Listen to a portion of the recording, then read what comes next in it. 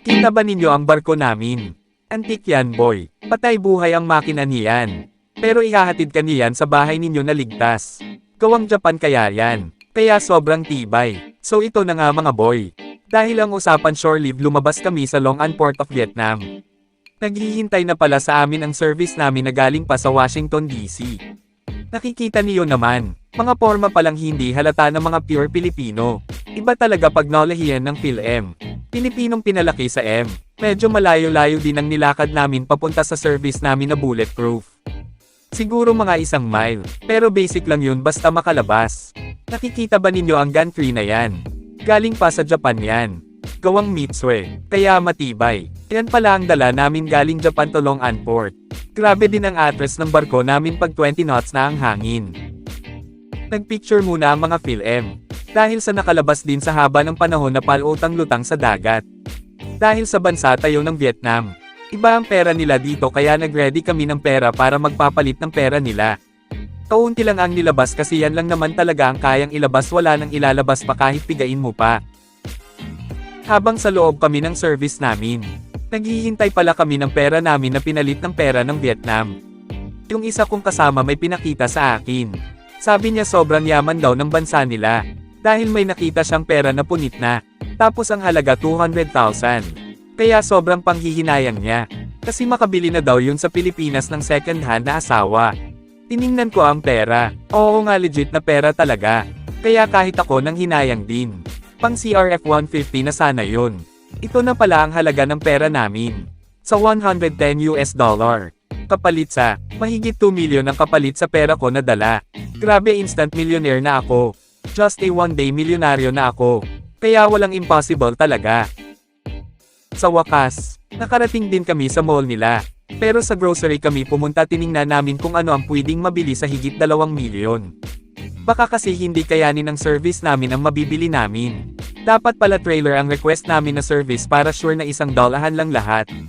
Sa sobrang dami kaming nakita parang gusto naming ipasara na lang ang mall nila dahil milyon ang dala-dala naming pera. Pero nag-ikot-ikot pa kami bago mag-decide kung ano ang mga kailangan bilhin.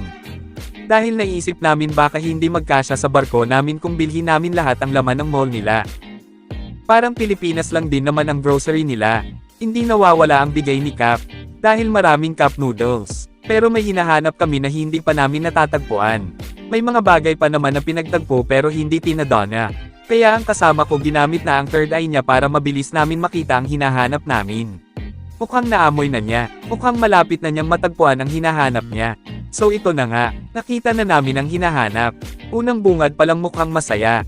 Pero nung nakita namin ang presyo, brother, ang bangis. Mukhang isang shot lang tayo nito. Iba din pala ang presyohan ng mga paninda nila dito. Inisip namin ang dala naming pera parang barya lang din pala sa kanila yon. Kaya ang isa kong kasama naghahanap na agad ng matibay at quality na lalagyan daw ng grocery, baka daw hindi kayanin ng plastic bag ang mabibili namin. Ikaw ba naman instant millionaire ka? Hindi ka ba bibili ng matibay na lalagyan? Dapat lalagyan palang mamahalin na agad. Pero mukhang nagbago ang isip niya. Pinalik niya ang napili niyang malita. Mukhang malungkot ang mukha niya. Ano kaya ang sa isip niya? Dahil naubusan na kami ng oras, bumalik na kami sa barko namin. Mabilis ang sasakyan namin dahil babalik pa daw siya sa Washington DC. Nakikita na namin ulit ang gantry. Ibig sabihin malapit na ulit kami sa pier na kung saan makikita namin ang barko namin na antique. Baka ikaw gusto mo sa company na kung saan ako ngayon, comment lang at ituro ko sa'yo kung saan ka mag-apply. Ang ganda rin ng pier nila. Sobrang laki. Ito pala ang unang deliver namin. Pero may next deliver pa. 12 per aso daw ang order nila, ibig sabihin 4 na balik pa kami. Ayan na nga, ito na pala ang napamili sa halaga ng 2 million. Kasya pala sa plastic lang. Kaya pala malungkot siya kanina dahil kung malita ang binili niya siguro malita lang ang dala niya pero walang laman. Hindi ko lang din alam kung masaya siya sa napamili niya.